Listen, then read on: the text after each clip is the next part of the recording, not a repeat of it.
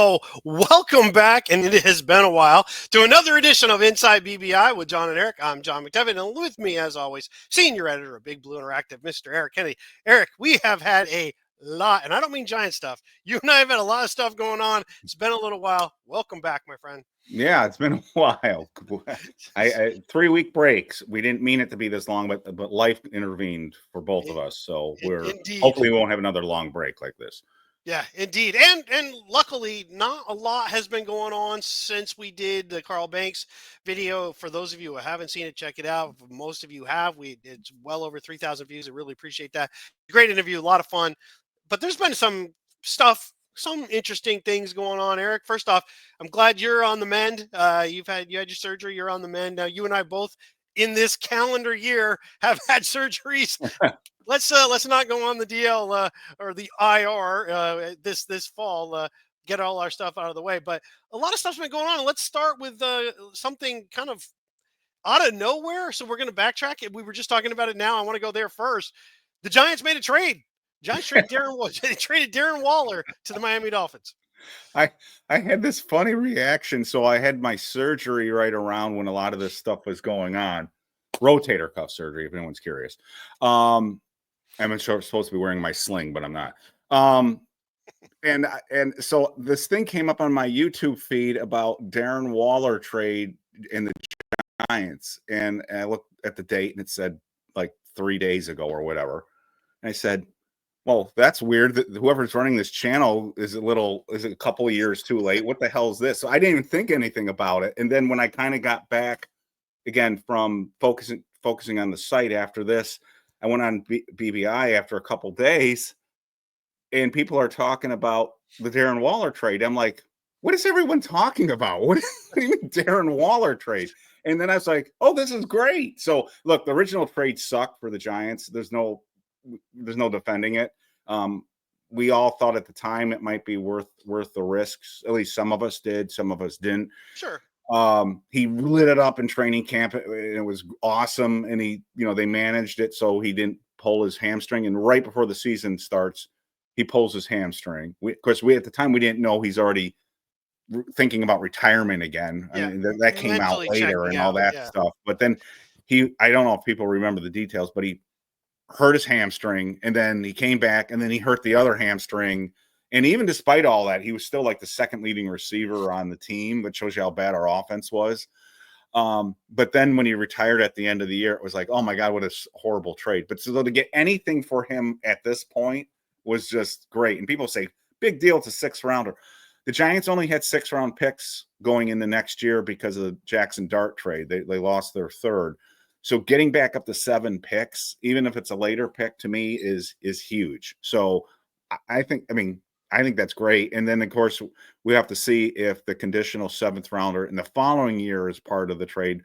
Someone asked me on Twitter what are the conditions. We don't know. My assumption is, and it's just an assumption, he would probably have to make the Dolphins for the Giants not to pay that. It's probably, I'm assuming that the Dolphins are saying, if he doesn't make our team or he retires again, we got to get something back from you guys. So that's my assumption of what the conditional pick is, but we don't know what the condition is. Yeah, I would think you're probably spot on about that. It's you're giving something up for an expectation. If that expectation is the guy and he ends up not doing anything, I kind of want something back, for what we're doing here. Right. What bugs me about this entirely, though, forget the trade that the Giants did to get him, right? Right. It's all the bullshit around him after that season, and now hearing him talk. Now, first off, he talked like he was done with football. He talked like he was done with football. He was music, all this other crap. He was going through a divorce too, I think, right? Yeah. Yeah, and then it comes out, though, that he was contemplating retirement in the middle of the Bills game, of which the Giants could have won, where he actually was interfered with late in the game. Giants probably could have had 1st and goal from there. But he's already checking out. He's mentally checking out at that point. So why the hell did you hold the Giants hostage in the offseason when you could have retired at any moment, knowing you were going to retire, freeing the Giants up, letting them move on? There's cap implications because of that. Instead, he just dragged it out. If you remember, he dragged it out as we got closer to the draft before it became known that he was going to retire. Yeah, I forgot about that. Yeah, that really pisses. I'm trying to put that whole Darren Waller thing in the here. But that's how all that, and then he's talking basically about how he knew he was going to retire during the Bills game. Mm-hmm. What the hell was all that other stuff after the season? Anyway, we traded him. He's a strange character. He's this odd he is guy. He is odd, and he has come from, I believe, I don't know if it was drugs or alcohol, but he had a problem earlier. He did overcome that. Painkillers, I think it was painkillers. There's something along those lines. He's definitely, so he's got some oddness in his background about how he deals with stuff. But when I saw the trade too, I'm like, what the hell? The Giants traded Darren Waller. He's not even on the team, but they still held his rights. That's the good thing about retiring. You can't just retire and then go sign with somebody else. Tom Brady, Patriots had to trade him to Tampa for that all to happen. So it's one of those things that it worked out for us. You're right. Another pick is another pick. When you start to become a good team, we don't know yet if the Giants are, but we want to believe that they're going to start becoming a good team. Their talent is getting better. The drafts are bringing in some good players. Once that starts happening, getting more draft picks allows you to get those guys that become the bottom of the roster versus signing veterans at a higher price to be the bottom of the roster. You want younger talent. You want guys. The Giants did it in the 80s pretty well. They did it in the 2000s pretty well. Now we hopefully this is where we start. Well, it's to see just more. It's more swings at the bat at the plate too. Right. So again, people will say, "Well, we haven't gotten lucky with late picks in years." Well, you still can. You just have to get a lot of picks. You can get a Jesse Armstead, a Ahmad Bradshaw at some point. Sure. And so it's not just the bottom of the roster. You might hit a home run. There was this thread that sort of annoyed me this week about what's this hype with Thomas Fidone. Right. And I'm not really sure what the hype is, other than people say, hey, he's looked pretty decent in the practices. If that's hype, I guess, but he's looked pretty decent in the practices. But say Fidone ends up being a number 2 tight end or number 3 tight end for a 7th rounder, that's great. So that's what I'm talking about. So these 6th, 7th round, I just hope that Shane, and he's shown a willingness to do both, trade away late picks to get like the Boogie Basham, what didn't work out, and Isaiah Simmons. But he's also shown a willingness to trade away players that we didn't have any interest in keeping. The defensive lineman that they sent to Dallas, I can't even think of his name, that we got to pick for. Phillips, I think it was Phillips. Was it? Yeah, Phillips? I can't even remember his name, but there've been the others too. So I hope so. This roster gets deeper, and I think it is. I hope before the trade deadline, there are players on this team we get a 6th or 7th rounder for, and so the more of these swings you have at the plate, you're more likely you're going to, and that's where Philadelphia has really cleaned up. They get all these comp picks, they get all these, and they almost have too many picks. That's what, and they end up trading away some of these picks because there's only so many rookies you can put on a roster, especially if you have a deep team like the Eagles. Sure. So, but they get all these picks, and then they may not do really well in some of their drafting, but they have so many of them that I mean, people look back at that Dallas Cowboy trade with Herschel Walker.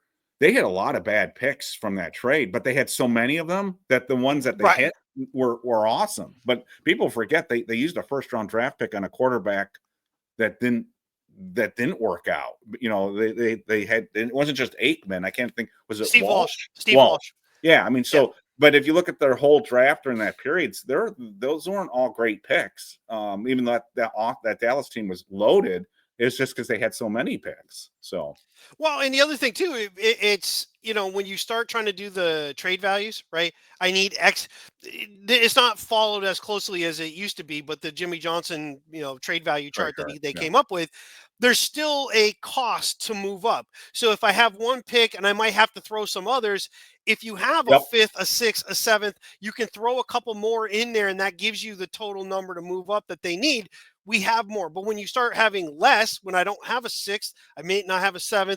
Now you're gambling with not only the picks this year, now you're having to give up picks next year to just try to do maneuvering. This gives you some ability to move around, but it also gives you, like you said, Howard Cross was a 6th-round draft pick. So, there's guys that, and Fidone, I don't know why people are getting mad about this. Think of it this way. what's happening right now? Are there any real practices happening? No. Are there any games happening right now? No. So what are you going to talk about? You're going to talk about the guys that are coming in that have an opportunity and what they're showing and what they look like. And it's natural. I mean, it's no different than if we start going, let's talk about how Bellinger's looking great. Well, there's no games going on. How do you know he looks great? He hasn't looked great in years. So they're talking about a guy who has physical talent. Why did he go down lower in the draft? He has an injury history. That usually drops guys down, but that doesn't mean he doesn't have talent. And I think he has a legit shot at making this team as the third tight end. Yeah. So you're basically asking the question, why are people talking about football on the football website? That was my point. Right. You want another Yankees and Mets thread? Great. But no, look, this is the time of the year to be excited about things. There might be the next Victor Cruz, or it might be somebody like the next Keith Elias. We don't know what's going to be. Sean Bennett. Or Sean Bennett. I mean, so again, if that stuff bothers you, ignore it. But I like it. So like one of the things that people were talking about this week, I got the picture here, is the gang got together in San Diego to work out this week with Russell Wilson. So before everybody says there was a lot of posts on Big Blue Interactive, BBI, as you like to say when to plug it. About, this is great. This is great. The Giants haven't done this. They're building this camaraderie now. Daniel Jones did this at Duke. So let's not overinflate the importance of this kind of thing. But it is cool. It is cool that a couple of weeks before they meet up, these guys are at least interested enough to work on their craft to get better. And so I think it's cool. I don't think people should make too much out of it. I think the OTAs are more important, but it is neat to see that Russell Wilson has kind of taken charge of the team already and gotten a really pretty darn good turnout of people. If you look at the list of people that were there, and this isn't all of them, he got a lot of people. And by the way, when I take my shirt off, I look just like a man hurts there on the left. I was trying to figure out who's who. If I can make a suggestion for photos in the future, if you could not grab your crotch when the photo's being taken, that's super important. Oh, are you talking about Jalen Hyatt in the white? I'm like, come on. Jesus. Not necessary. You know what I'm saying? Like these shorts effectively cover my thunder. There's an Arrested Development.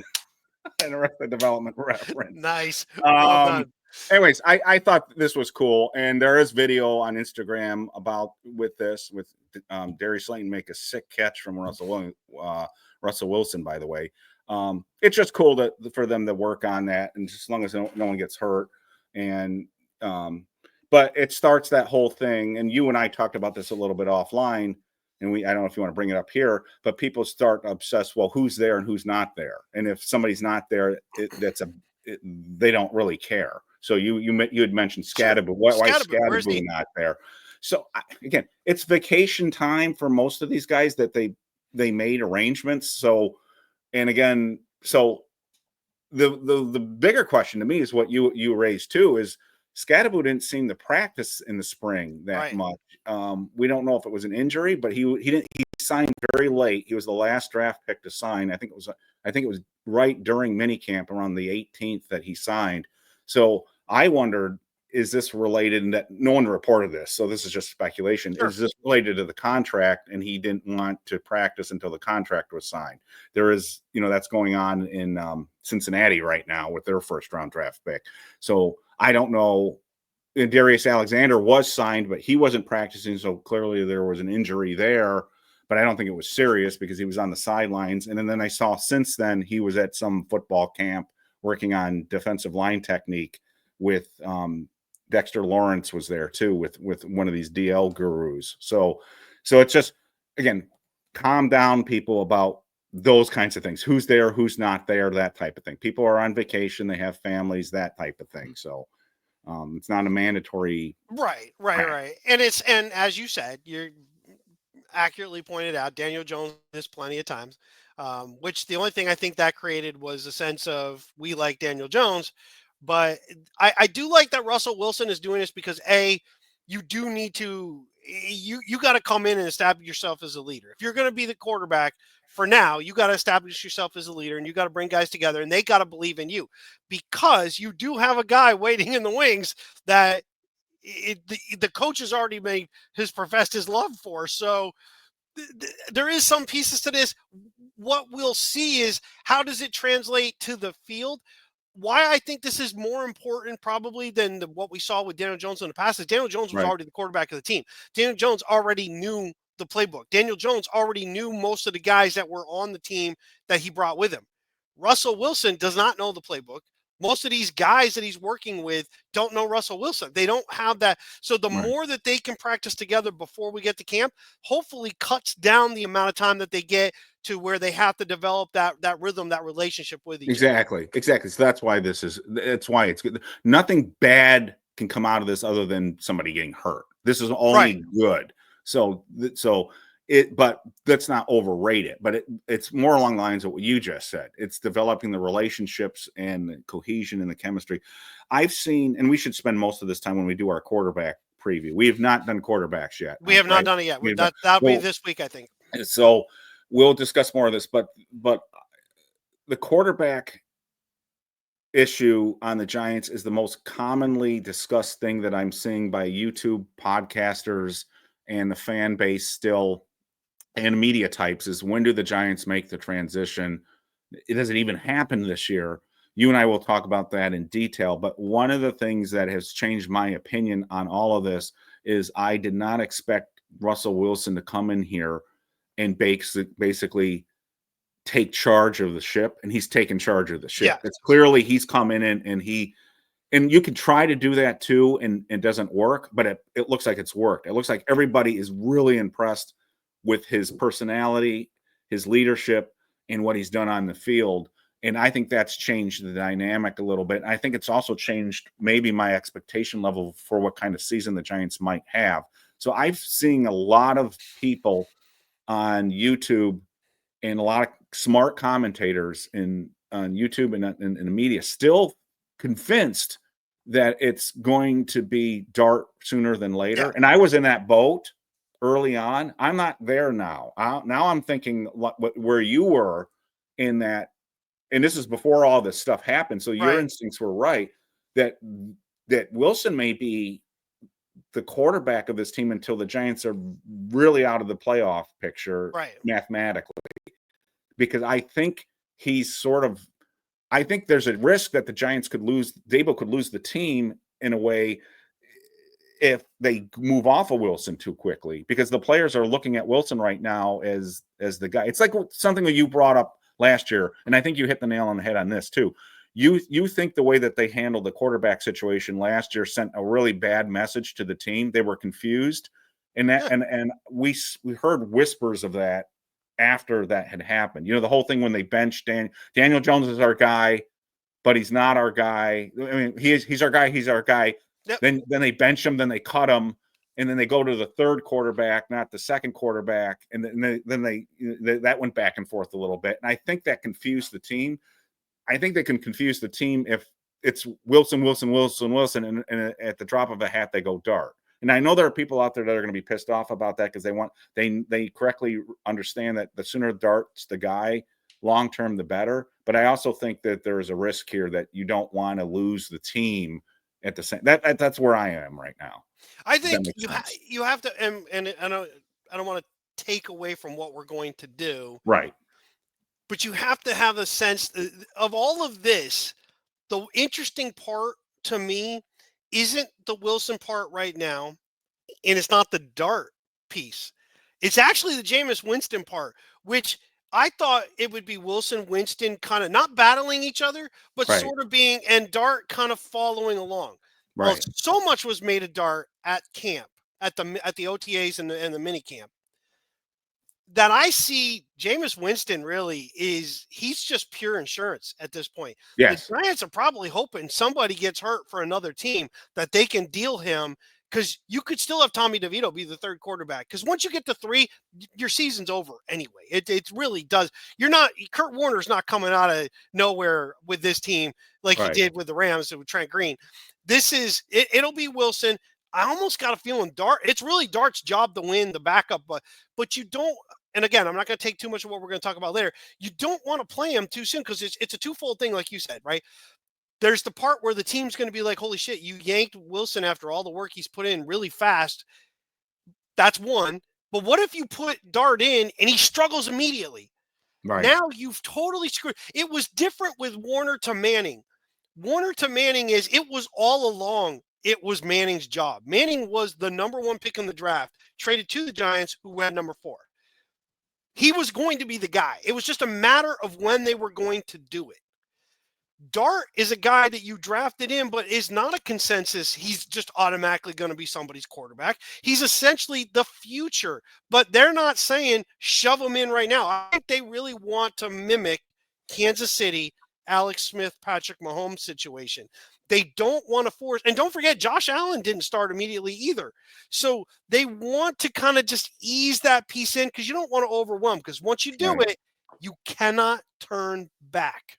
I don't think they can. Yeah, I agree with you. And you've said that repeatedly. And I think you're right. I don't think you can, once you bring him in, you bench him again, because then that looked bad. So the Coughlin thing in the 2004 is, and we'll talk about this in greater detail later, but that's interesting. But Coughlin was a first year coach with the Giants. Yes.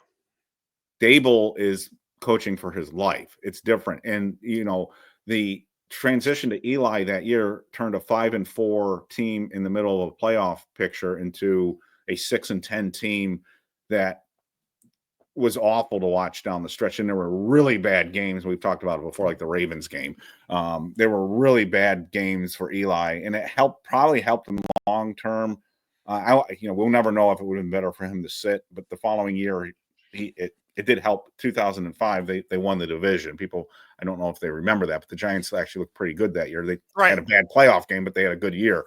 So it's different because where the coaching is. So Winston's in my last comment on this, because we should get to the offensive line. Winston's purpose on this team, to me now, it still has some value in that, like you said, he's insurance in case you don't really want to go to Dart yet and Wilson gets hurt. I don't think Wilson's going to play so badly they're going to bench Wilson and go to Winston, but I think Winston is there if Wilson gets injured and you don't want to go to Dart yet. The only way I trade Winston is if I get a significant pick for him, and to me significant is like a 4th or a 3rd rounder at this point. But if someone's offering like a 5th or a 6th, I'm probably not doing that right now, unless you're looking at DeVito in camp, and DeVito with the very limited reps he's getting is just lighting it up. I don't think I'm getting rid of it. But that said, like you said, if some quarterback gets hurt and somebody's desperate and they come to the Giants and say, we'll give you a 3rd round pick for him, I'm listening at that point. Oh, absolutely. But we'll get to that more in the quarterback case. There is one other quarterback thing I want to touch on. It is old news at this point. We didn't get to talk about it. I wanted to before, and I totally forgot to bring it up. What did you think ultimately of Aaron Rodgers' comments about the fact that the only team in play for him the entire offseason, if he was going to play, was Pittsburgh? It was not the Giants. That he had no interest in playing for anybody else. It was either he was going to sign with Pittsburgh or he was going to retire. I didn't hear it because I've tuned him out. I tuned him out about around the time when right before we signed both the quarterbacks, because I was getting fed up with him. I didn't hear that. It doesn't surprise me at all that he came out and said that. Clearly, I don't think there was that much interest in there. I think the Giants, I don't know why the Giants thought they had a shot at him, maybe unless he was playing them. But thank God they moved on from him. Again, he may light it up in Pittsburgh. I don't know, but it wasn't worth the drama. Part of this is you got to root for the people that you got to like the people that you're rooting for. You don't want to, and Aaron Rodgers is just, and I'm not even talking about the off the field stuff that people always talk about. I'm just talking about just the way he handled himself during this whole thing. I'm actually and this is a topic for if we ever have a thing for like other teams in the league. Sure. It's been a very odd Pittsburgh Steeler offseason, doing a lot of things that Pittsburgh doesn't normally do.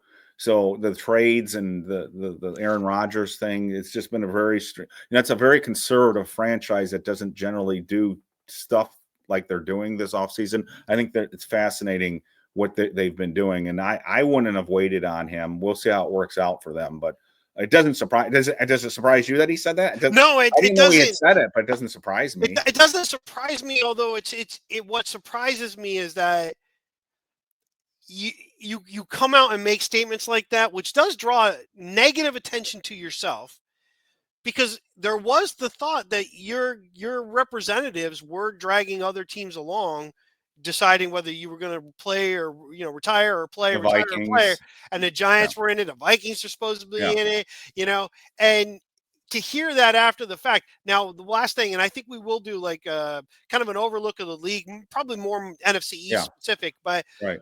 I'll say this, I'm with you 100%. This is the only time that I can ever think in the last, probably, actually, quite frankly, in the era of free agency, that the Pittsburgh seems to be going all in on trying to win this year. Yes. Which makes me think that maybe there's some other things that play behind the scenes. Maybe Mike Tomlin is not there for the long term. That's the obvious conclusion. Yeah. This is going to, like he might want to step away from this. This is our run to think, because to go get a DK Metcalf when they did, before you even knew who your quarterback was going to be, to now look at bringing in some other veterans, some things that they're looking to do, to make the trade that they just made, which to getting Jalen Ramsey send Minkah Fitzpatrick back to Miami, by the way.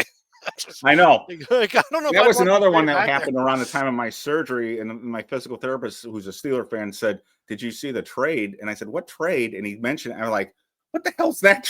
I said, "He went back to my." I thought. So I mean, think about Pittsburgh as an organization, and then think of the three guys that they brought in: Rodgers, DK Metcalf, and Jalen Ramsey. Three guys that have massive egos, a lot of me personality type stuff, especially Ramsey and Metcalf. They both have that, it's all about them kind of deals. This is a recipe for a Super Bowl run or an implosion like we have not seen in a long time. Their problem is the same problem the Giants have. It's the division. They're in a division that's a bitch. That's a tough division to be in. People will say the Bengals defense is a problem, and they're correct. But the Bengals can. I mean, you got Joe Burrow. And then the Baltimore Ravens. I mean, that's a really good team. That's a Super Bowl caliber team. And then who knows what you'll get with Cleveland, but that's a tough division. So anyway, we should get on the offensive line. We could do a show on what's going around the league. We'll look around the league. So just to cover real quick, we're going to be breaking down the quarterbacks real soon. We'll do defensive line in the future. Today we're going to do the offensive line. Look around the league, and then we'll probably let people know this coming week kind of what our thoughts are, how we're going to handle through camp, because we're not at camp. I can say, though, I will be in the left corner end zone on the Giants side opening day in Washington, 3 rows back from the field. I bought tickets. We're going to that. It's been a lot of stuff, but my wife and I need to have some fun. So we're going to that. And I think maybe we'll do a live broadcast from DC somehow. I'll manage to figure out how to do it. But anyway, so lots of stuff going on there. You're exactly. And I'm thinking about going to New Orleans in October too. So we'll talk about that later. So let's break into the offensive line. There's lots to talk about. Yeah, and this is from my depth chart. This is me trying to guess what they're doing based on what we saw in OTAs, but people have been moving all over the place. So take this with a grain of salt, and also realize that people are moving. A lot of these players, or some of these players, did not practice during the spring, like Runyon, who's still recovering, like Andrew Thomas, who's still recovering from injury. Van Roten was actually sitting on the sideline quite a bit. I don't know if that was injury related or just because he's an older guy. So this is just to give us a reminder of who's on the team, and you a reminder who's on the team and where they may be.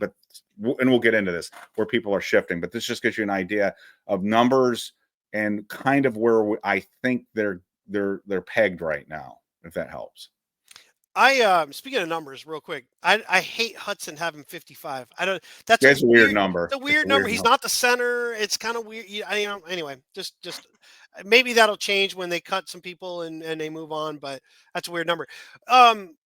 Look, first things first, let's start with where all the angst, and I love having this up on the screen. It's very helpful. Let's Yes. start with all the angst. You and I were talking about it. I had a little bit of a different take, not a completely different take, but a little bit of a different take. But let's start with your thoughts. Andrew Thomas still a little bit injured, and then there was some sound bites that might have been taken out of context, or at least out of the entirety of what was said about him possibly not being ready for Week 1. Yeah, this all started because John Schmelk, and he's done this for years, and they're really interesting. If people, well, I think they're interesting. I don't know if you guys don't think they're interesting, but he sits down with the different players at each position group individually, but like he'll spend one day on the defensive line, one day on the offensive line, one day on the quarterbacks, and so forth. While they're doing, I think they're doing their team photo things because they're in the background and they're yelling and they're having fun. So I think it's like they're and they have their uniforms and pads on. So I think it's a PR day where it's almost like a yearbook day. You know, when people back in high school, Right. the yearbook Right. pictures taken. So I think that's what's going on. And he interviews these and they spread them out like you and I are doing these position reviews or previews during the dead period. So they drop these during the dead period when everyone's on vacation. They did one on the offensive line, which is really good. I recommend it because he talks to a ton of the guys that are on the screen right now. Even the Hudsons, Stinne is on there. I mean, Kubas. So first time I ever heard Kubas speak. I thought so. It's really interesting to listen to just to get a feel for their personality, but also hear what they have to say. And Andrew Thomas came on. That guy's a man. He still is. He's just a big physical. You can see when he comes on the screen, he just takes up the whole screen. And he sat down with John Schmelk, and John said, how are you doing? Where are you at your rehab? And he said, it's coming along. I'm doing good. And John said something to the effect of like, you'll be ready for start of camp. And Andrew was non-committal. He just said, I'm listening to the trainers, and that's the other thing. A lot of these guys are told they're not to discuss injuries, and that's Right. the kind of thing. So you usually hear things like this, like I'm listening to the trainers, or you hear them being like, "Oh yeah, I'll be fine," one or the other, and that's kind of what this was. It was sort of a off the cuff, I'm just listening to the trainers, and then so John was like, well, you'll be ready for the start of the season. He said, well, again, he said, I will be ready when I'm ready. We'll see. And I'm paraphrasing, but that's kind of what he said. Well, somebody took that on X and said, Andrew Thomas isn't sure if he's going to be ready for the start of the season. And that's like, oh, Jesus Christ. So again, it's a Liz Frank injury. And back in the day, not too long ago, those were career-threatening injuries. Theo Johnson's already back, which to me is stunning. But Andrew is a bigger dude. He's a 310-pound dude with a foot injury, and they're taking their time with it. Could this be a problem? Yes, but there's been no indication that there's a problem here. Matter of fact, earlier in the week, the defensive coaches spoke to the media and the offensive coaches spoke to the media, and they asked Carmen Brasillo, the offensive line coach. I was surprised they asked him the question because they know the coaches aren't going to answer this question. He said, do you have any concerns about Andrew Thomas being ready for camp? Not the season, camp. And he was like, oh, no. But he goes, I have no concerns. But that's a question better suited for Brian Dable. But that was the coach of Andrew Thomas basically saying he didn't. To me, that was more revealing than anything that Andrew Thomas said. So long story short, would we have liked to have said Andrew Thomas say, yeah, I'm fine. I'm going to be ready for camp. Yeah, we would like to hurt. But I think people are making way too much of that comment and I think people are become addicted to bad news. I think they're looking for bad news sometimes. And I think this is one of those areas. It's like, relax, people. I think it's important to know that it is a big deal in terms of he does need to be ready. And that his injury history says he might not make it through the season. He hasn't played a full season in a couple of years. Right. So that's a little concerning. My whole thought on this is I'm not going to worry about it yet, but if he doesn't, that's a bit of a problem because now who do you want as your left tackle? And the way we see things right now, Right. let's start there, just for giggles purposes. If he's not ready, or he were to be re-injured at some point, when you look at this, who immediately do you think is the left tackle? Is it Hudson? It better be Hudson, because they're paying him $12 million over 2 years, which is a lot of money for a backup. To me, the most interesting comment that Brasillo made during his interview was he was very positive about Hudson. He was asked about Hudson, and again, I wish the reporters used to be like they used to be. The reporters would go to these interviews and they would ask about a bunch of the players. So when they were talking to the defensive coaches, it was nothing but Abdul Carter, which I want to hear about too. But I'd like to hear about other players on the roster. Right. Somebody, thankfully, when they were talking to Brasillo, it was mostly Neal, as you can expect. The one question about Thomas with the injuries, but it was mostly Neal. And then somebody threw in at some point, thankfully, what we haven't talked to you since they signed Hudson. What do you think of Hudson? And he was really positive. He said he's been great. He was way more positive than I thought he was going to be, because Hudson is a guy that when we signed him, people were like, that's weird. He was a backup in Cleveland and he was sort of up and down, and we need a backup swing tackle, but is he worth the money, and is he really the kind of guy that you want to go with? The money suggests the Giants are high on him, and then Carmen's answer on him really stood out to me. And I wish I had the quote right in front of me. Maybe when you're talking, I'll try to find the quote. But I was very surprised by that. So it better be Hudson. The only other guy that they've been working over there is Marcus Bowe's been mainly working at right tackle, but he was working at left tackle as well later in the OTAs. And we didn't see all the OTAs. Remember, the 3 of the OTAs were open to the media, and the other 6, they didn't do the last day. There was like a bowling event or something like that. But the other 6 were closed to the media. So we don't really know what they said. So, for instance, and again, I don't want to get ahead of myself. When the media was there, they only saw Neal working at left guard, but Carmen Brasillo said Neal has also been working at right guard. Well, the media hasn't seen that, but Carmen Brasillo said he's been working at both spots. So that was a big drop to me too. So they are trying him on both sides too. Was Hudson on the field? Was he on the line when we played them last year? Yes. Yes. And if you notice, I've noticed this over the years. We tend to sign guys that we play against. I don't know if that's coincidental, but over the years in free agency, and Hudson was just another one of those. Hudson was on and he actually talked about that when he was interviewed by John Schmelk at one point, that he played against the Giants in that game. It's interesting. I think we're going to see a lot of stuff move around. I really have a problem with the fact that Ezeudu is still listed as even one of the tackles.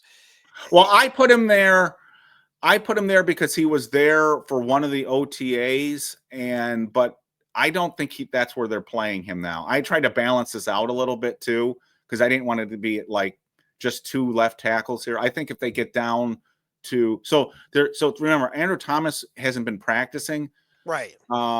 So Hudson's been the first team left tackle in practice. That's been pretty much a given. And they like I said, Marcus Bowe's been over. I think Forsyth has also been over there.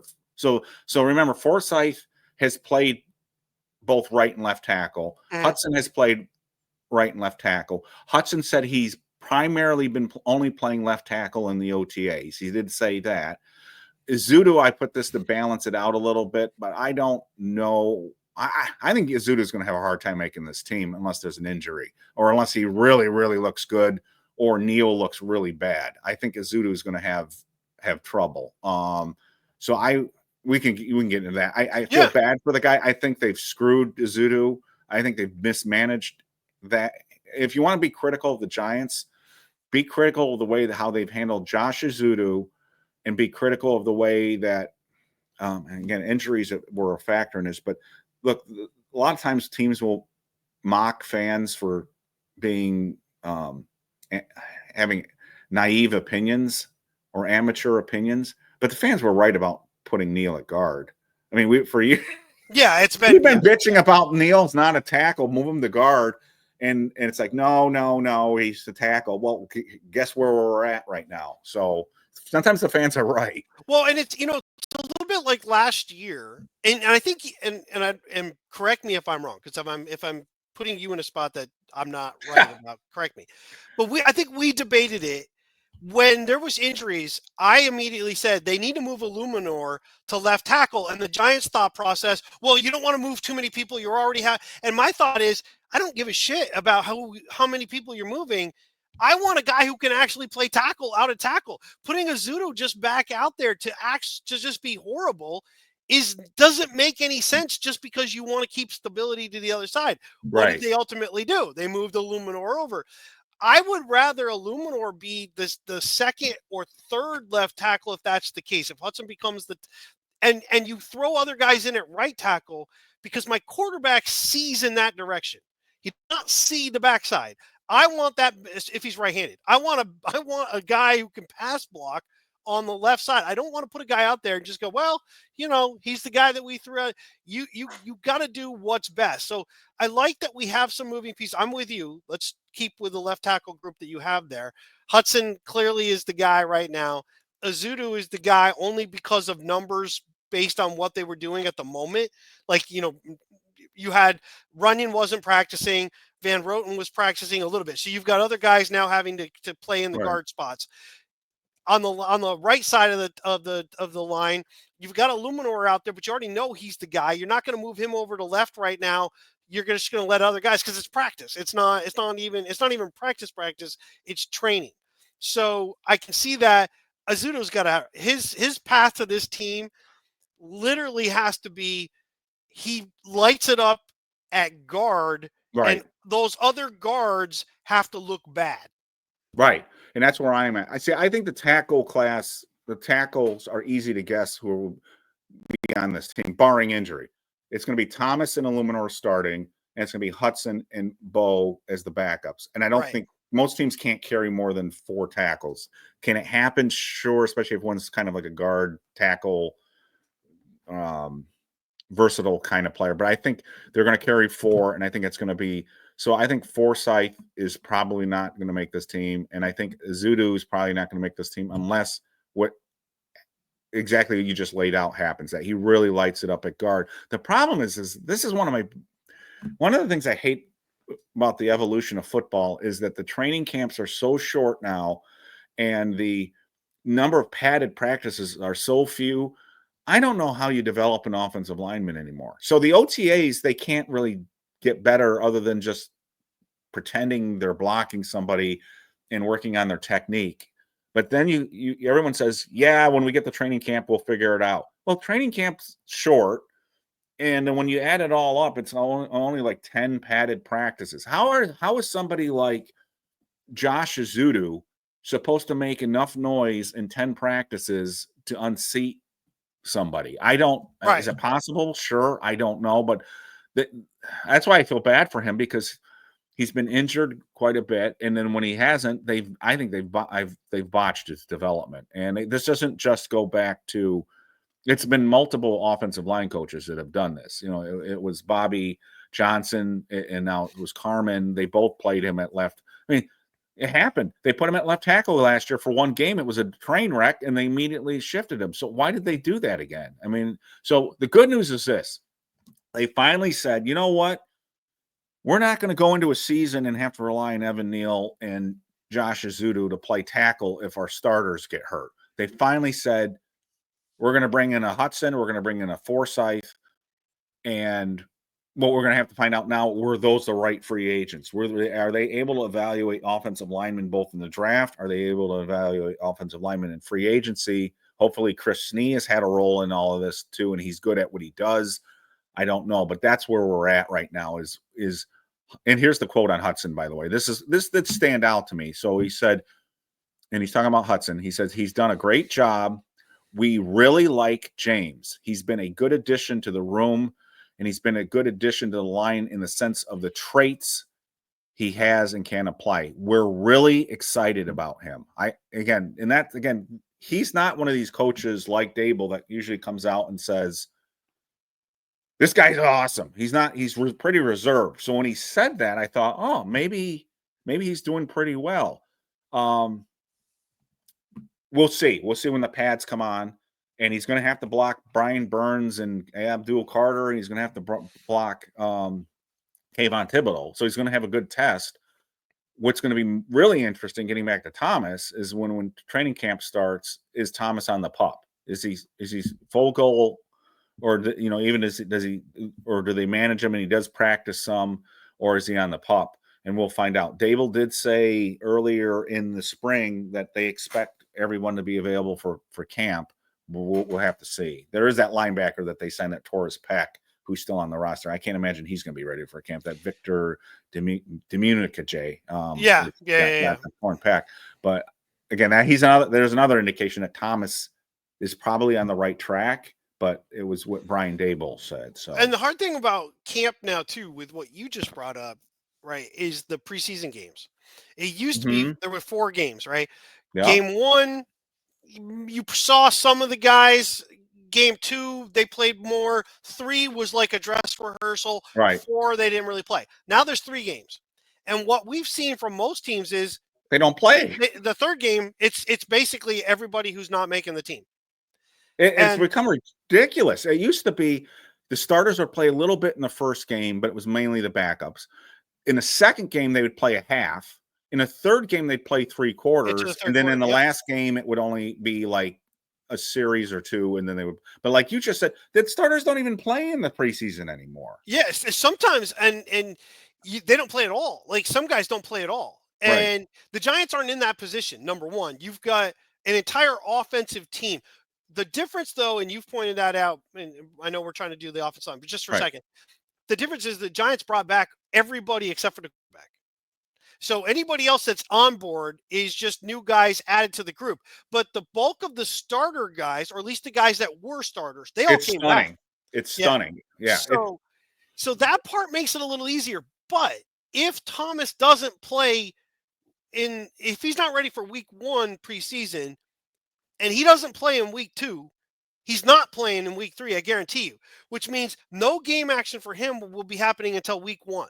That's a little worrisome. So I hope he gets at least some.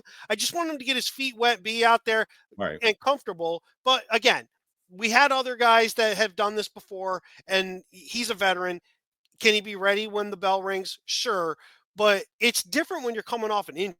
Like you gotta, that first few hit, getting in there. So I would like to see him get game action, but pup will be interesting. I think that's a big thing, is that who's on there. So that's the left tackle group overall. And I think you kind of got that covered. Let's skip the guards for a second and go to center, because I think guards are going to play a big role in center. The center group is 4 deep on this screen. In reality, the center group is probably about 6 or 7 deep if you mix in the guards. Yes. Well, I'm thinking, to me, when you look at this group, those 3 backup centers, I don't think stand much of a chance of making this team. No. And I think the backup center on this team is Van Roten. So I think Van Roten in an ideal world is a backup guard center in a perfect world. You have somebody like a Neal or Kubas, or next year if they get a draft pick or another veteran. Remember, they did try to get, Freeze or Fries from the Colts, right? And a lot of people didn't pick this up, but when one of the Joe Shane interviews, he mentioned the Kansas City guard, I can't think of his name right now, who's so good, he's an all-pro. But he said, that guy didn't become available. It's not like we could have pursued him, but he's mentioned his name, and I'm like, so I think in a perfect world they would have another stud guard, and I think that's. I think Van Roten's best suited for backup, but I wouldn't be shocked if Van Roten starts. But I think Van Roten is if John Michael Schmitz gets hurt or just shits the bed, I think Van Roten's your center. I don't think it's Morrissey and Hudson are probably going to end up. One of them is probably going to end up on the practice squad again. Right. Slotman was a guy they signed last year to be the backup center, a veteran backup center who started. Unfortunately, he got hurt in the summer, missed almost all of the season. I think he came back like at the very end of the season. I don't even know if he played though. I don't think so. And he had a 2-year contract. Again, kind of like the Hudson thing. So they Giants don't tend to offer more than a 1-year contract, or Joe Shane doesn't tend to offer more than a 1-year contract unless they kind of like somebody. So I think they like Schlottman, but I don't see a path for him unless he's so good in camp. Because I think Van Roten does two things, and they did it last year. Van Roten played center last year. So when Schmitz was hurt, so I think it's going to be the same thing. So I think the three guys that you behind center, I think you're right. I don't think they're going to be they may be on the practice squad, but I don't think they're going to be on the team. Yeah, not all three of them. But positional versatility is huge in an offensive line setting, because again, you can only carry so many, and you are only going to have so many active on game day. So you might have more guys, but only so many are active on game day. So an Aaron Stinne, a guy I'm not overly thrilled with, brings both guard center capability. He can play center as well. Marcus Abo is a guy that has been talked about a potential center down the road. I don't think the Giants have used him at all like that, but there was talk that other teams were already thinking of him that way. Van Roten is a guy that gives you tackle potential. He has played tackle before. He could be bumped out to tackle or center if injuries ravaged the team. So, and he's the guy I brought up in the offseason that I thought might come back. You didn't think he was going to come back. I thought he was going to come back because it's a veteran presence. So they have a pretty veteran line if you go with the starters the way they are, except for Schmitz.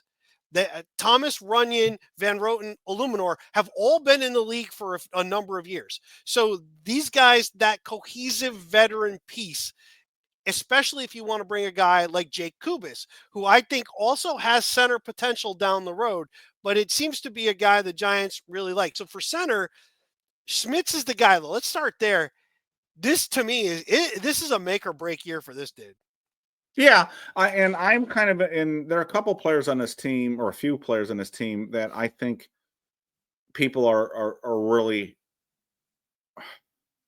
I'm not saying they're wrong, but I think they're a little too harsh, and I think people are too harsh on Kayvon Thibodeau, and I think people have been too harsh on John Michael Schmitz. I don't think they've lived up to their draft status.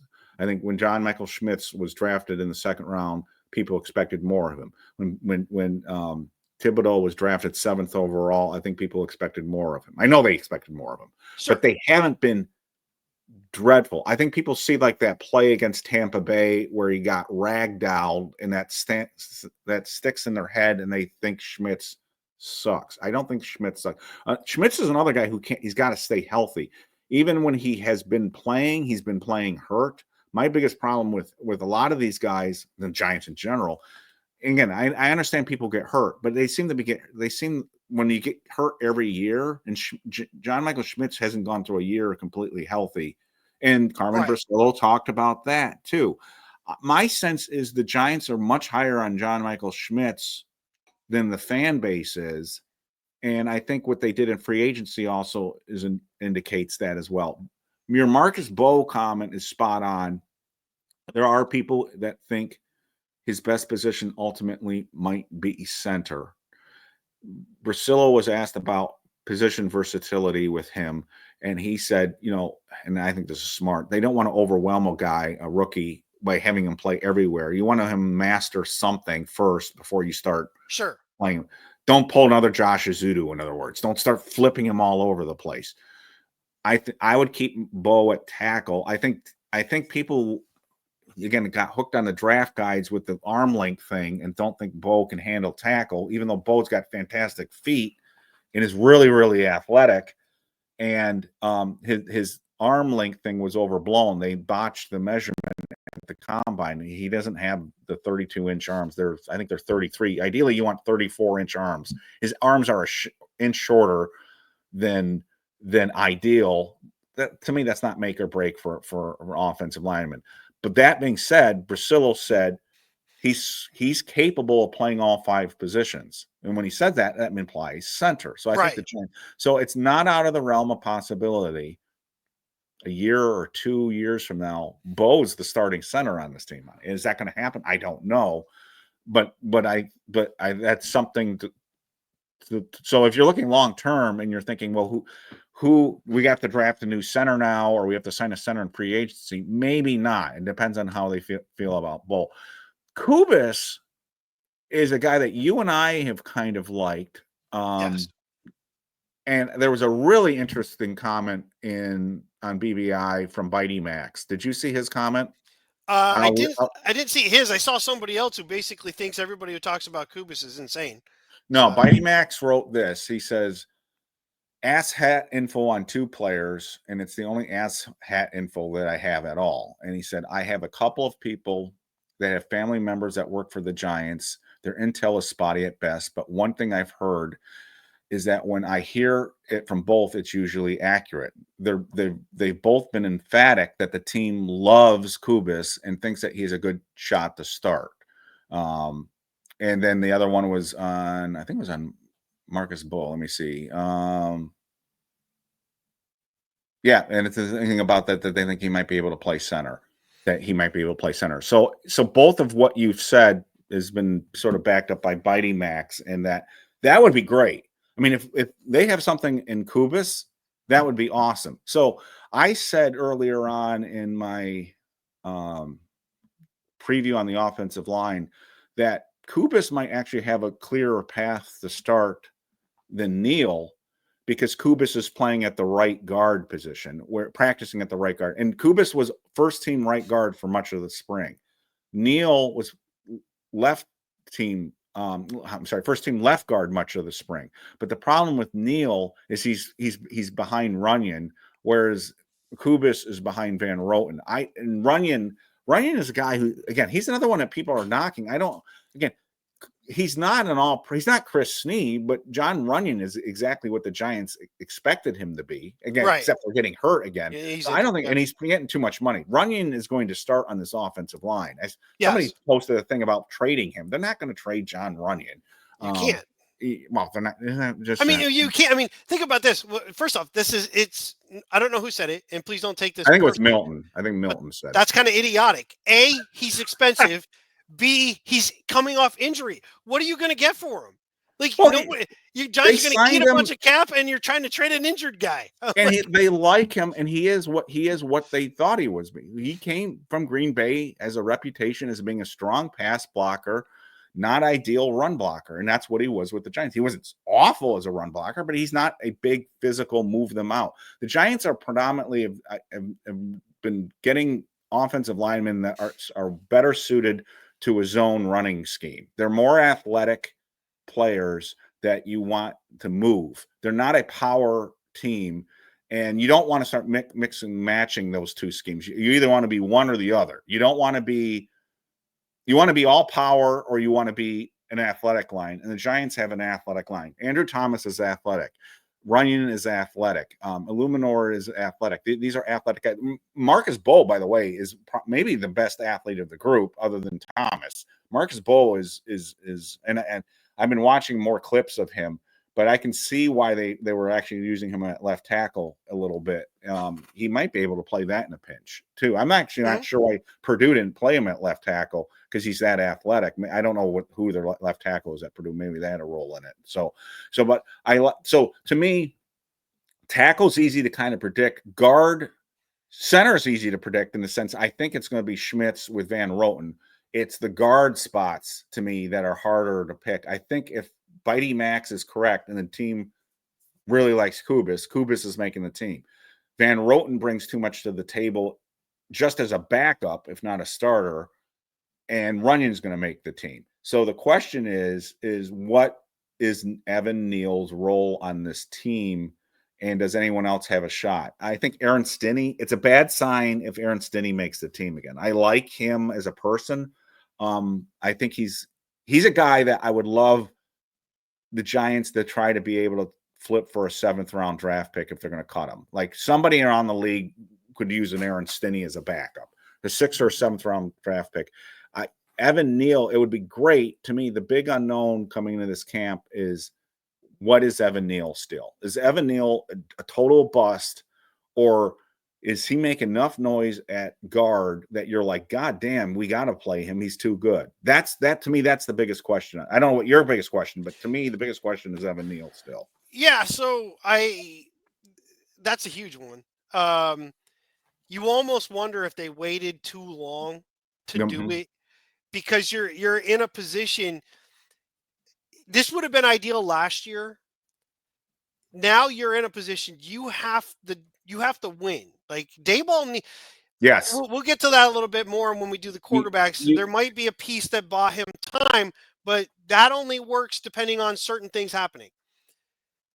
Neal's part in guard. So, a couple things. First, overall for the offensive line, there's two things to me that make an offensive line work. You nailed it right about you're either all one way or you're all the other. You generally don't have a mix of the two. Like, we got power guys over here and these guys are finesse. Right. That doesn't really work because together. if you have a wide zone running scheme, you can't do that, because then you got guys that can't do that. So the Giants I think one of the biggest problems that they had isn't that some of these guys aren't talented. I think that what they are talented in and how that works as a unit suffered from two very big things. One, injury. When Thomas gets injured, that changes everything. When you have another injury elsewhere, that changes everything. And guys can no longer maximize their strengths. Their weaknesses get exposed when they're having to do too much. And that's been a problem. The second part is we also put a big negative piece in the backfield, and that's the quarterback. When the quarterback is limited, and he is, teams are not afraid to gamble. And when they gamble, they rush the line. They overload the line. Now the line gets exposed even more because you're not going to line up. There has never been a team outside of maybe the Raiders of the 70s, maybe the Steelers if you want to go there, that have like all pro guys across the entire line, and that you can just put 5 guys and they can handle 8 or 9. It's not going to happen. Even the Giants' best teams or Super Bowl teams, 86, 90, 7, and 11, their offensive lines weren't superstar offensive lines. They were unbelievably cohesive units that worked together very well. You'd have one guy that was a Pro Bowler kind of on all those lines. 86, Brad Benson came out of nowhere to really become that. That was his best year. Yeah, and let's be honest, Brad Benson kind of got that because of the game against Dexter Manley. You know, when he got that, he was the first offensive lineman ever to win Player of the Week, and that propelled him to the point. Not that he was bad. Look, but Brad wasn't the kind of guy that look, we're talking about an era where you had the Anthony Munozes playing. Brad absolutely. Benson wasn't Anthony Munoz or John Hanna or anything like that. He was a journeyman tackle who had an awesome year for 1 year. And he was a guard before that. And so what you want is cohesion. And the Giants got cohesion in the from 05 to 07 when we win the Super Bowl. You get Kareem McKenzie on one side. You brought David Deal was moved all over the place on those offensive lines. You had Stinne at guard. You had your centerpiece. They were a cohesive unit. Exactly. And that's what you kind of want is if cohesion is more important in this case. Sometimes the sum is greater than the parts, and that's what it often is on the offensive line. I remember, I keep bringing this up because I can vividly remember it. People saying Shaun O'Hara sucks. He gets blown up too much. We got to replace him. And now Shaun O'Hara is considered by fans very fondly.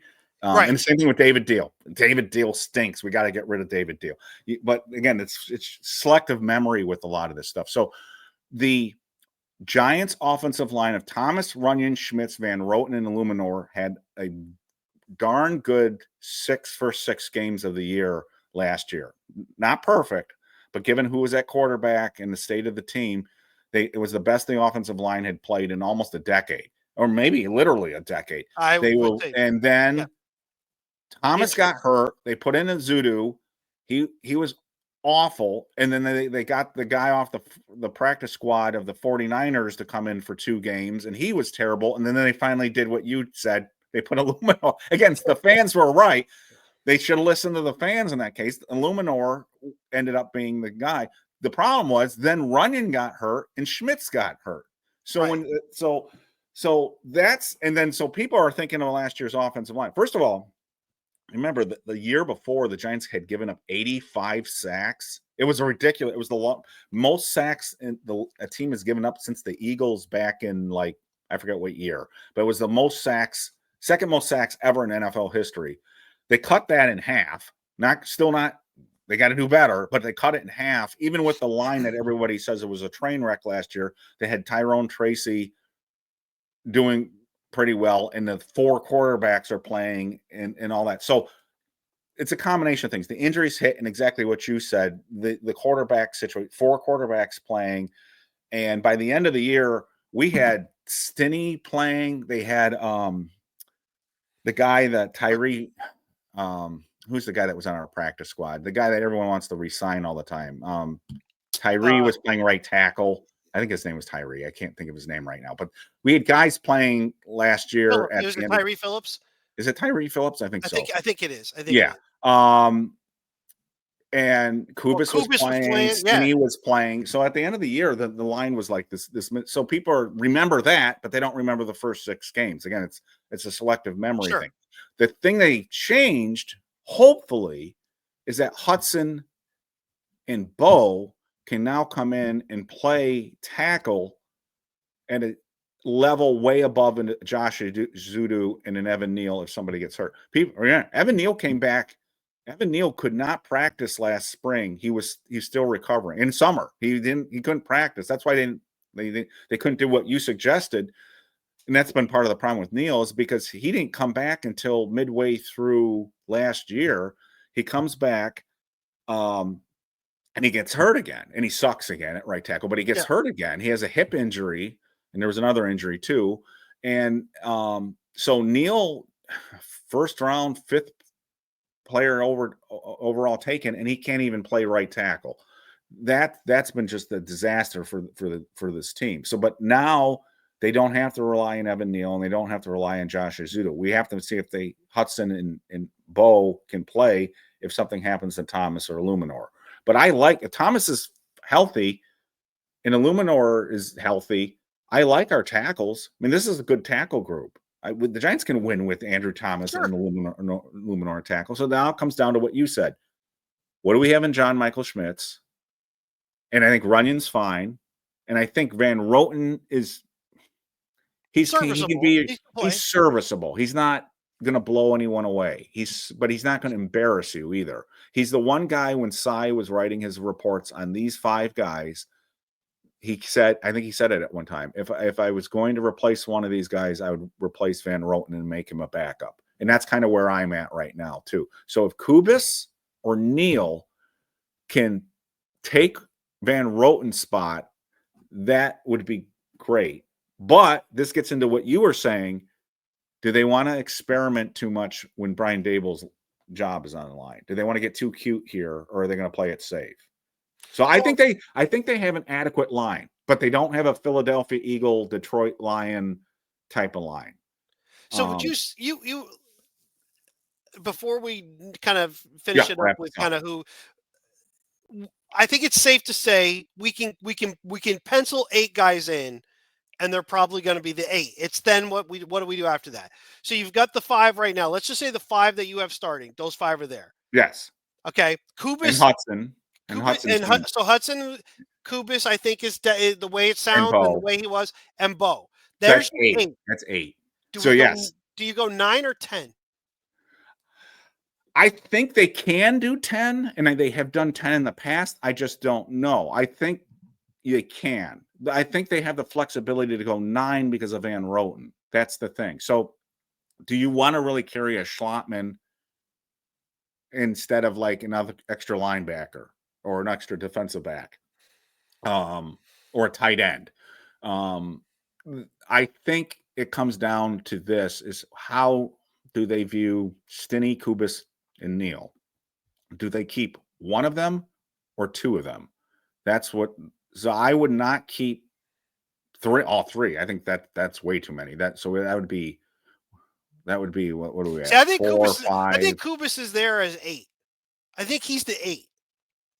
Oh, I think again, it's an internet rumor. It's Bitey Max, who I respect a great deal, but we know how asshat rumors can be. But if he's correct, the Giants are very high on Kubas, and he's young and cheap. Why would you get rid of him? Well, that's so what I'm even if thinking he too, doesn't right? start, and like you said, he's got position flexibility. He might be able to play center. So and I think he battled his way onto the team as an undrafted free agent, which means and from a lower level of competition. So you didn't even get the benefit of a full entire year of NFL weight training and all the other stuff that goes with it. right. You've got to assume, unless he regressed, that he's improved. And if the Giants liked him enough to even have him on the active roster versus the practice squad, which they did, then I got to think that guy's clear shot is making this team. So for me, I'm just penciling him in as 8. Yeah, I am too. But that's largely based on, again, me reading the tea leaves and the comment from Bitey. So we'll see. I think there's a lot to like there. When he was one of the guys that they interviewed, that John Schmelk interviewed, and in terms of stature, he did not look as big and as bulked up muscle wise as the other offensive linemen. So I think there's still room for him to grow physically in the weight room. He still looks not small. He just doesn't look like as bulked up as the older veterans. So we'll see. So I like Stinne. I like Kubas on this team. Here's and we're at the 1 hour and 11-minute mark, so we should wrap this up. The question here, John, is this. Some Giants fans are going to think this is a ludicrous thought, but it's really not. The offensive line play around the NFL is awful because there aren't enough offensive line. And we've, as Giants fans, focus on our own issues and say we have the worst line in the league and no one's going to want our players. But that's not necessarily true. There are a lot of terrible offensive line. Even the Super Bowl Kansas City Chiefs, they got abused in the Super Bowl by the Philadelphia Eagles. And I could see a couple of the players that we cut might be of interest to people. And I can also see that the Giants might have a tough decision to make in this sense.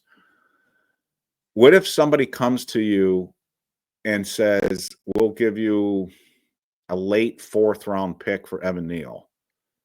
Would you listen? And I'm not saying that would happen. I'm just saying, I'm wondering, say he has a so-so training camp, but he looks pretty good in a preseason game, but he's not going to start. You like Kubas. You still have Stinne on the team. And somebody offers you a pick. And Evan Neal, there's a good chance he might walk in free because he's going to be a free agent. They didn't pick up the 5th-year option. So he's going to walk.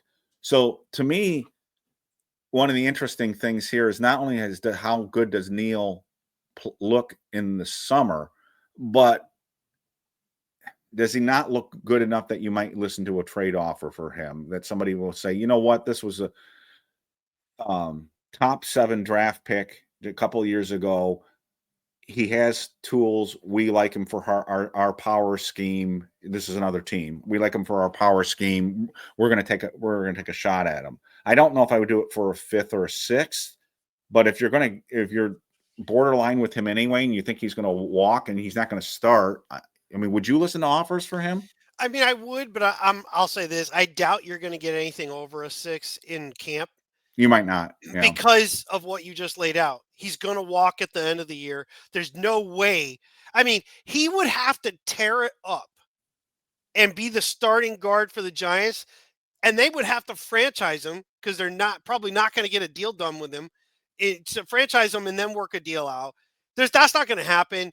I don't see him beating any of these guys out to start because he hasn't played yet. Even if the only way he's getting in there as a starter is if someone were to get hurt. He's got to look awesome right away and to be a backup. To even press for a starting position. I mean, some people are saying they think Neal can start this year, but he's got to look good immediately at guard and like better than Van Roten at guard.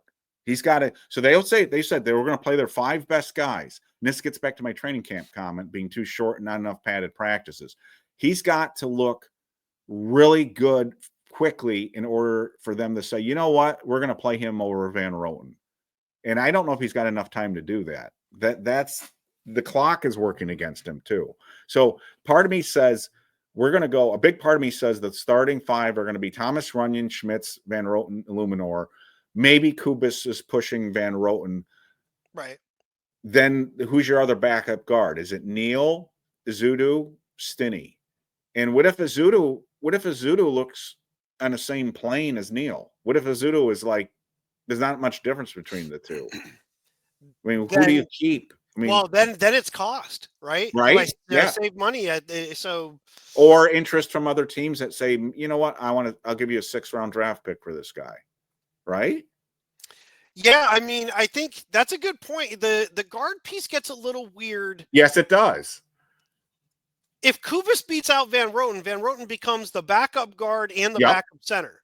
Mm-hmm. So what's Neal's role on his team at that point, who's going to be a free agent the following year? That's my issue is I hope the Giants are thinking strategically like this, thinking, look, this year is important. I'm excited about this year. I don't think they're going to be a playoff team, but I'm actually looking forward to this because the corpse of Daniel Jones is off this freaking team. Yes. I'm just glad and the team looks like it's going to have some fun players. I'm actually looking forward to this team. Yeah. It's the most excited I've been about the Giants in a long time. But the real push is going to be next year and the year after when darts finally starts. So right now, I hope they're thinking about 2026 as much as 2025. I know the coach isn't, but I hope the GM is. So part of me is like, get picks before you lose these guys again. And we've talked about the Barclays of the world in the past, and they did it with Leonard Williams. They didn't do it with Barkley. We could go on and on about who they didn't do. I mean, Xavier McKinney's another one they didn't do it. But again, people are going to be like, who cares about a 5th or 6th round pick? I do. I think you can get players out of those. We've got players starting on the Giants right now who are 5th round draft picks, starting on the team. Not just depth, they're starting. So if Evan Neal plays in the 3rd preseason game and he's not on the first team line in the 3rd preseason game, he's out of here. I would think so. Because the third preseason game is all backups. And if you're not the starting backup, you're not backup. So my question is this, and it's the biggest question to me on this, and this relates to the Evan Neal, who I said earlier was the biggest question, is who is the backup guard on this team?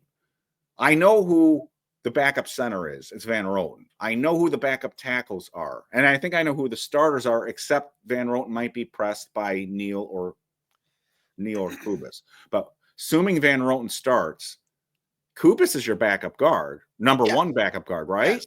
So I think what is Neal then? What's Neal to you at that point? See, that's the thing.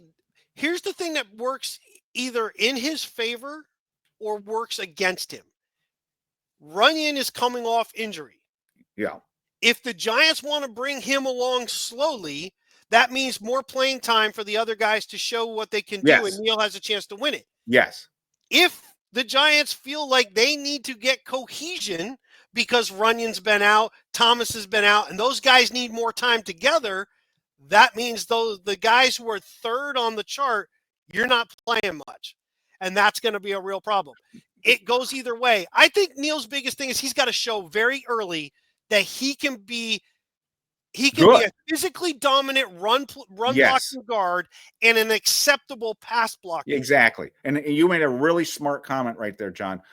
In a sick way, Neal's best hope is if they take it easy with Runyon at the start of camp. That's a really smart comment you just made. If Runyon is starting right away at left guard, Neal has less of a chance to impress.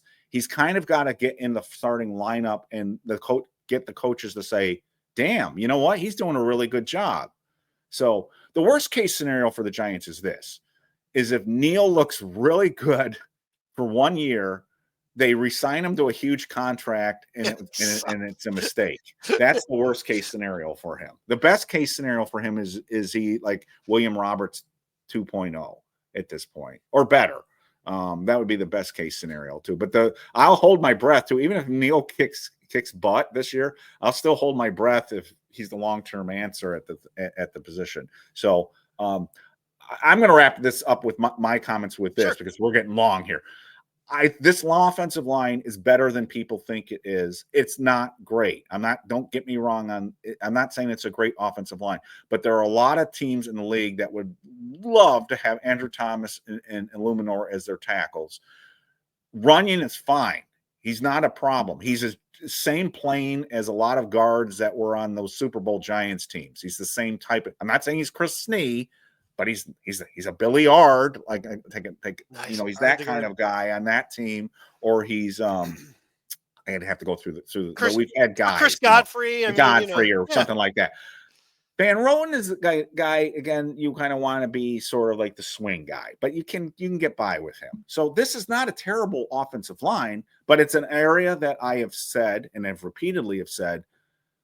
When I go into the next offseason, there are two positions I want the Giants to address still, big time: wide receiver and the offensive line. And I think what we're all hoping for is Andrew Thomas gets the injury bug past him. And I want to remind people who are saying Andrew Thomas is this injury machine. Remember, the first injury that we're talking about was the hamstring pull that happened on a blocked field goal where he was running down the field. It was a fluke play. We're not talking about he tore a calf muscle or he ACL or something like that. He pulled a hamstring. Right. Stupidly, they kept him in the game, which made it worse, and he was out 8 weeks. So one of the injuries we're talking about, again, I'm not trying to minimize it, but it's not like we're talking about this horrific, terrible, like torn ligaments. And it's not. It was a hamstring pull. It's not like the Liz Frank. It was serious. That's a serious injury. But let's not again overemphasize certain things. And with Andrew Thomas, if he can play 17 games, and that's what he said. That's what he said with John Schmelk. He said, what are you working on this year? What do you want to get better at? And Andrew Thomas's answer was, my number one goal is to play all 17 games. And then he said, that's everything I'm focused on right now is to make sure my body, I don't go through this crap again. That's where he's at. So if you can tell me he can play 17 games, I think our offensive line is going to be pretty good. The wild card is Hudson actually any good? And that's why I thought Carmen Brasillo's comments were interesting. The history of Hudson is like, no, he was okay in Cleveland, but he was a backup for a reason. And he was a developmental guy, but they've been playing him at left tackle and they paid him a lot of money to be a backup and they've said nice things about him. So if Hudson can handle left tackle, that's big too. The Giants are pretty young at running back. They're fairly young if you take Manhurts out of the equation at tight end. Yes. The Giants are somewhat young at wide receiver minus Slayton, unless they keep one of the Pascal who they signed, and then he's been in the league for a few years. They're pretty young overall. Giants offensive line is not that young overall across the board, including the vet. They've got some vets they brought in. They're not old, but they brought some vets. Stinne's been around for a while. Hudson's been around for a while. Schlotzman's been in the league. I think the thing to watch for the Giants this year is you've got a very veteran quarterback. You got an offensive line that I think is designed to try to be cohesive and win now. Yes. And next year is when you're going to start seeing the Giants relook at the lines, probably both sides of the line, offense and defense, in the draft, in free agency with younger guys. Keep an eye on a veteran guy from another team that is expensive and that they went in the youth movement and he gets cut, that the Giants might bring a vet in to be a backup guard center or backup guard tackle. And some of these other guys are just going to be out of the equation. Evan Neal to me is in a really bad spot. He's got to either show it immediately or he's not going to show it at all. His position versatility at tackle, I think, is done. The fact that you got rid of him at tackle, you don't want to put him back out there. He's strictly a guard here for this team. Josh Ezeudu is a guy that I think actually has a better shot than Evan Neal just because he's a little bit more nimble. He's a guy you can pull and do other stuff, and Neal is not really going to be that guy. Yep. And we don't know how well Neal is from the waist down. He's had hip problems. He's had ankle problems. He's had feet problems. He's a big dude, and those things pop up quickly. I'm not I'm not sold he's going to be there. I think Kubas is there. I think Bo's going to get shots at guard if needed. It really comes down to where's Ezeudu, where's Aaron Stinne fall into that group, and then is there a veteran that gets released somewhere else the Giants go? And Neal, this is what you were getting at. Is Neal really the kind of guy you want polling from guard? And that's where I'm thinking, he might be on the wrong team now. If you're going to play him at guard, he might be better suited for a power scheme. And that's why I'm saying perfect world. And I know people are probably right about this, and it's me being pie in the sky. But if somebody offers me a 4th round pick for Evan Neal, and I've got Kubas, and Kubas is looking pretty good, and Ezeudu's playing kind of in the same plane, I might deal Neal before you lose him in free agency next year. I just don't know what his long-term, like you said, he's got to come out. He's in a bad spot, and he's got to come out right away. And it's almost got to be like you said, Runyon's got to be like not 100% healthy, and he's got to like look awesome right off the beginning, and to really have a shot. If not, if he doesn't do that, I don't know if he plays next year. And so because if you're gonna if to me, the backup is going to be the loser of the Van Roten Kubas competition.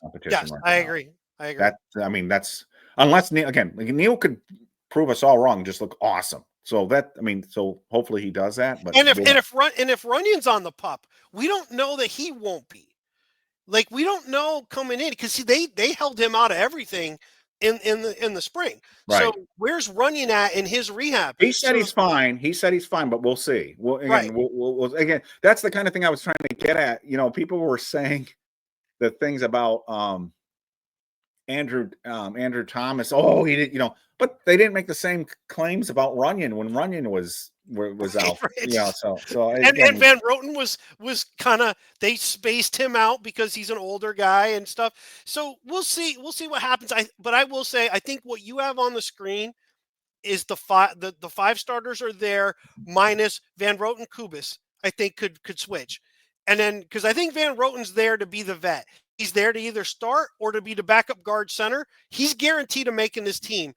I don't think there's any way Van Roten doesn't make the team unless Kubas beats him out completely, and then Evan Neal is just lighting it up at guard that the Giants go, we want to keep him.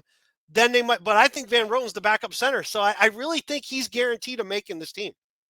One last thing I will say, I keep saying I'm going to say one last thing, but one last thing that caught my eye right after the draft was they only signed one rookie free agent offensive lineman, and it's Williams, which told me again that they only drafted one offensive line, which told me, right or wrong, they are higher on this group than the fans are.